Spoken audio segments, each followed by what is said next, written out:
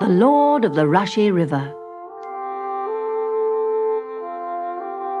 A tall, grey-haired sailor kissed his little girl and set her down on the footpath by the river. "Goodbye, my darling," he said. "Be a good child. And remember, one day I will, I hope, come back with a bag of gold. Then I'll never leave you again." Then he went his way, down the river path that led to the great ships and the sea. And little Susan walked slowly back to the village of Rushie Banks. She could not help crying. But looking up, she smiled to see a family of swans who were swimming close by. She remembered the day when her father had rescued one of the fluffy cygnets from a cruel boy who had tied a string to its leg and was teasing it. The leg was broken, but the sailor had put it into a splint and cared for the poor little cygnet until it could swim again. He was a kind man. So kind, he found it hard to believe that anyone could do harm on purpose. So he did not see what a wicked woman Dame Dinich was. She was the woman he had hired to take care of his house and his little girl. He thought she loved Susan as though she were her own. But as soon as he was gone, she hid the money he had given her for the little girl's food and clothes. Susan had to survive on the poorest scraps and milk that was watered until it was hardly milk at all. Her clothes were not outgrown, for who could grow with no good food, but in time they wore out. And as the dame did not mend them and bought no new ones, little Susan patched them as best she could.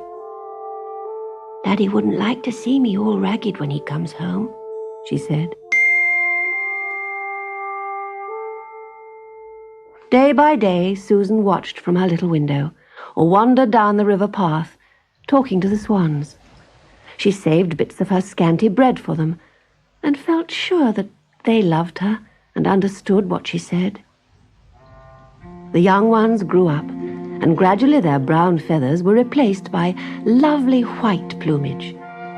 They were now over a year old, and the largest and loveliest of them all was the one whose leg had been broken.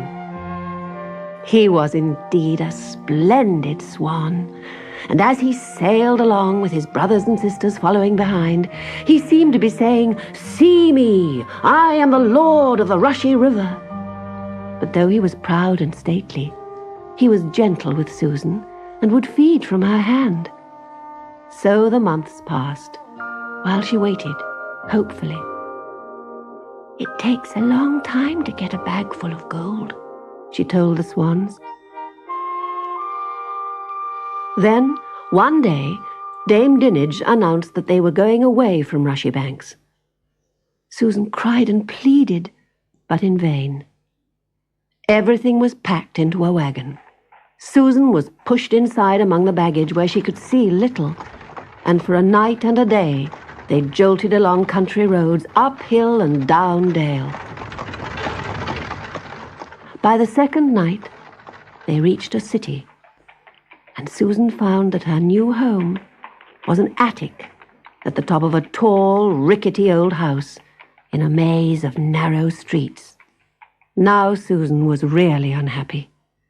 She thought of her father coming home and finding no daughter waiting for him, and no one to tell him where she was. She gave up trying to mend her frock. She had not even the swans to talk to, and the dame threatened to beat her if she spoke to the other people in the house. But one day, as she leaned out of the attic window, she heard a sound of a great bird's wings, and there, to her delight, was a beautiful swan flying slowly over the housetops, with its neck stretched out, looking from side to side. "Oh, can it be one of my swans looking for me?" thought Susan. But it did not see her, and soared out of sight. The next day she saw it again, but again it passed by, though poor little Susan stretched out her arms and cried, "Swan, swan, take me to Rushie Banks." "Hey, what's that?" said the dame. It's no good talking about Rushie banks. You're not going there anymore." Susan did not answer, but that night, when the dame was asleep, she tied an old shawl over her head and shoulders and crept downstairs into the street. "It was my swan," she was saying to herself. "If he can't find me, I must find him." And she began to run through the dark, silent streets. She ran until there were trees and hedges, and she knew she was coming to the country. Exhausted, she crept into the porch of a farmhouse to rest. Then, as the first streak of light appeared in the dawn sky, she started off again. Her feet were sore and dusty, and there was no sign of a river like the Rushie, where her swan might be. Presently, however, she saw a pond a little way from the road, and thought she would wash her feet in it. She pushed through some bushes, and there, on the grass of the opposite bank, was a large and beautiful swan preening his feathers. He saw Susan.